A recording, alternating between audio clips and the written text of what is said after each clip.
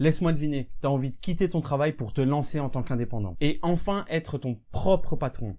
Enfin tuer cette image du patron et être libre. Mauvaise nouvelle, tu fais fausse route. Et c'est exactement pour ça que plus de 80% des indépendants échouent. Prenons l'exemple de Paul, un boulanger passionné. Paul sait faire du pain, des croissants, des pâtisseries. Il est talentueux et il adore son métier. Mais un jour, il décide de se mettre à son compte. Il ne l'a pas encore compris, mais il a tout simplement échangé son travail de boulanger pour un travail d'entrepreneur. Et il va vite comprendre que savoir faire du pain, c'est seulement une petite partie de son nouveau job d'entrepreneur. Le livre Le mythe de l'entrepreneur explique qu'un entrepreneur peut être découpé en 3 rôles. Le technicien, le manager et l'entrepreneur. Le technicien, c'est Paul, le boulanger, en train de pétrir sa pâte, faire les croissants, se lever à 3 heures du matin et travailler sans vraiment se poser de questions. Le manager, c'est celui qui prend le temps de s'asseoir à son bureau et de réfléchir l'activité, réfléchir la structure, fait des plannings ou crée des processus internes. L'entrepreneur, c'est celui qui discute avec d'autres, qui marche dans la ville, qui marche dans les parcs, à la recherche d'idées et en pensant continuellement à comment développer l'avenir de la société, comment se positionner sur le marché. Le problème de Paul, c'est qu'il est tellement absorbé par son travail de technicien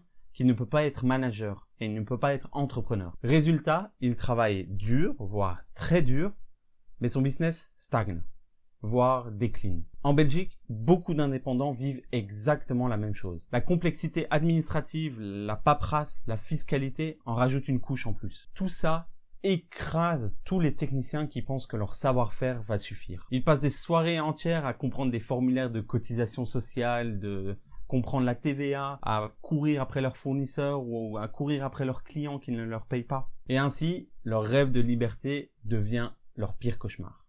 Alors, qu'est-ce qu'il faut faire? Travailler sur son entreprise et pas dans son entreprise. Paul devrait documenter absolument tous ses process, absolument tout ce qu'il fait, les recettes et au gramme près de toutes les pâtisseries de sa boulangerie. Comment nettoyer chacune de ses machines? Que faut-il dire pour accueillir le client? Quel est le premier mot? Comment faut-il présenter chacune des pâtisseries sur le comptoir? Comment est-ce qu'il paye ses factures? Et comment est-ce qu'il envoie ses factures? Quelle est la méthode de gestion des stocks? Bref, tout doit être clair et écrit. Une fois cet énorme travail fait, il pourra commencer l'automatisation et la délégation de ces tâches. Et je dis bien la délégation et pas l'abdication. Parce que nombreux sont les entrepreneurs techniciens à engager des employés sans jamais définir ce qu'ils doivent vraiment accomplir. Dans ce cas-ci, il ne s'agit pas de délégation mais plutôt d'abdication. Le technicien s'avoue vaincu. Il abandonne une partie de son travail qu'il ne comprend pas en espérant que son employé le comprenne. Tandis que la vraie délégation,